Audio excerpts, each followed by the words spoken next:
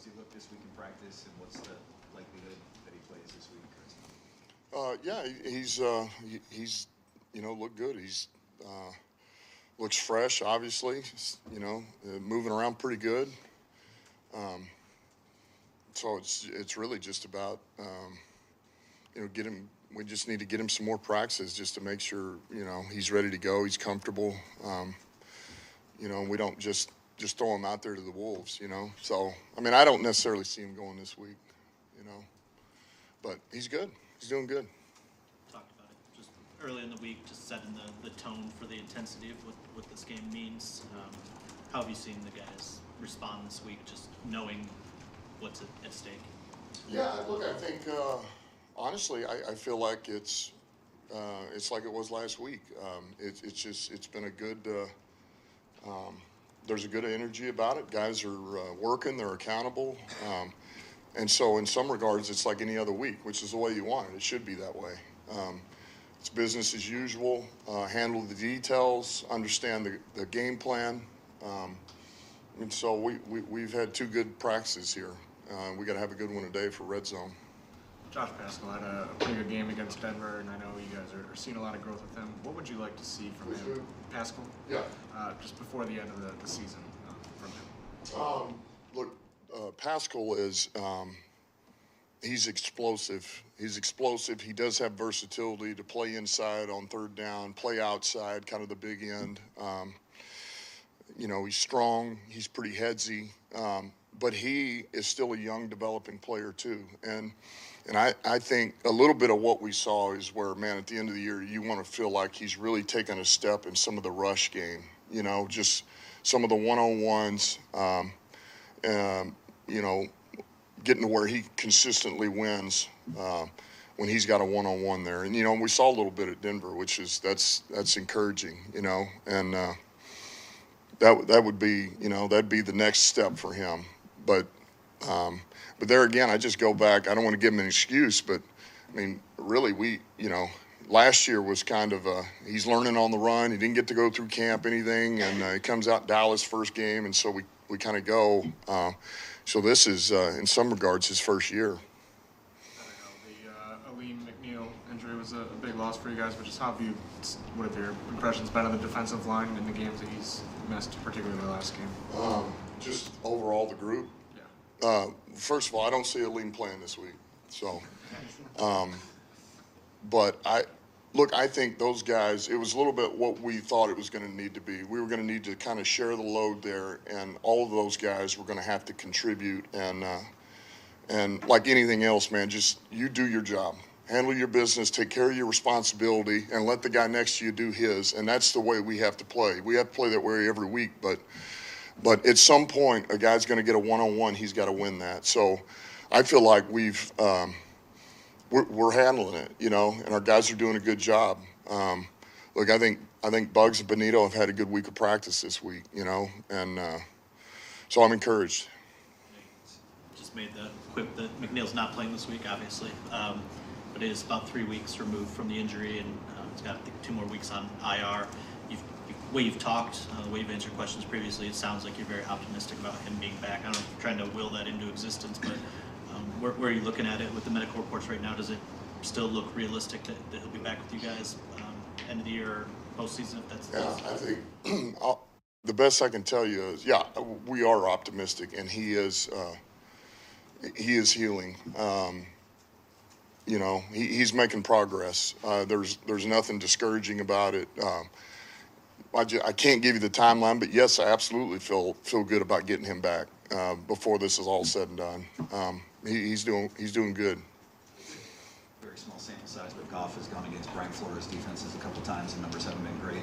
How much credence do you put into that, just given that it's such a small sample, and what, more importantly, what can you learn from those past games against those defenses? Yeah, well, I mean, obviously it's what they do, right? And they've given a lot of quarterbacks trouble with the nature of how they play defense and what he calls and how they disguise, and between max coverage, max pressure, a look that one look can give you 3 different things. That's what they do well. So certainly having an answer for those things is one. too is Goff's not the same player he was then either. I mean, he's just not. So it doesn't mean he's going to be perfect, but he's different. He's a different quarterback. He's got answers. He's going to have answers for this game, and he looks comfortable. And as it goes on, the next 48 hours, whatever this is going to be, he's only going to get more comfortable with the plan we've got in. So we feel good about it, and I think that's the biggest thing is having answers. Now you got answers. That still means you got to win one-on-ones and protection and the routes.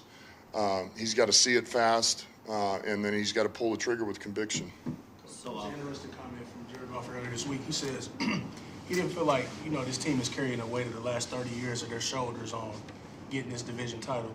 I guess keeping them in that mindset and perspective, I mean, you've been a player here, you understand it, how excited people are to try to clinch this division title, but just not carrying the weight of the past. How do you express that to the guys as well? Yeah, I think it's no, they don't. Now I understand I understand. I definitely do. And I think that's what a lot of this is about. But we are a young team, and most of these guys weren't even born last time that they won a division. So it's not, but I think they also understand how special it'll be.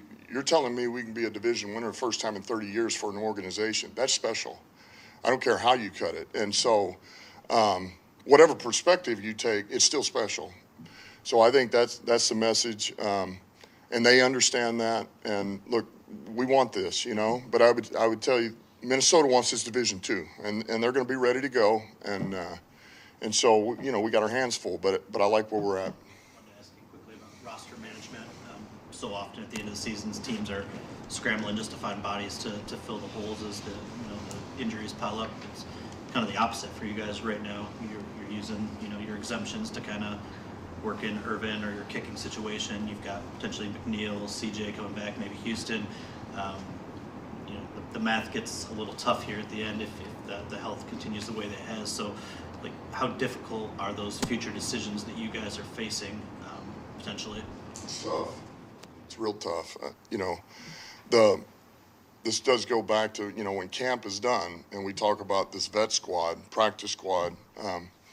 They are very much a part of the team. They are a part of your roster because you're going to need them, and they're your guys, and they've been in your system, and you got time on task with them, and so yeah, there's some turnover, but there's a lot of guys that have been here from the get-go, and it's important, and they played for us, and so now as we go, you're right. We're talking about you're talking about Ducey, you're talking about Cabinda, you're talking about Mac. It could be Houston, and there's a couple of other guys, and so, okay, you do that, then you got to lose somebody. And you're right. This is where it's getting tough. And I think ultimately whatever decisions Brad and I make from this point on, it's got to be about, what keeps the best roster intact to push forward from now through the rest of this season. And there's nothing easy about it. Dan, last year you guys were playing the Carolina Panthers on Christmas Eve. Following the game, you said you felt like you didn't have the team ready. Fast forward to now, how far do you feel that team has come from that moment, and now you're having them prepared for something even bigger? Yeah, I mean, this time last year we were playing pretty good football. We stumped our toe. We didn't play real good there. I think I do think in some regards we still have a lot of what that is in us because we did find a way to win, and we were a pretty tough, resilient team. So we're still that. But I think, we understand that you still got to play your best football, and especially when you're on the road against a team that man, they want this too. And I think, we got to assume that they're going to throw the kitchen sink at us. We feel that way. So you got to play your best football, and it doesn't matter your record. It doesn't matter their record. It doesn't matter any of those other things. If we don't go in and make enough plays, or we don't play clean enough, you lose games. That's the bottom line, and I think we understand that. So, that's what it's about. Thank you.